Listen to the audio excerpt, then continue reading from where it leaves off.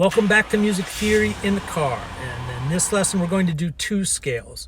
We're going to do the A scale and the E flat scale. And they share a common tone, which is an enharmonic tone, which G sharp is the same as an A flat. But in order to keep our scales in alphabetical order, we'll call it a G sharp in the A scale and A flat in the E flat scale. So here's the A scale. It's in the sharp category. A, B, C sharp, D, E, F sharp, G sharp, A, G sharp, F sharp, E, D, C sharp, B, A, and here's the E flat scale.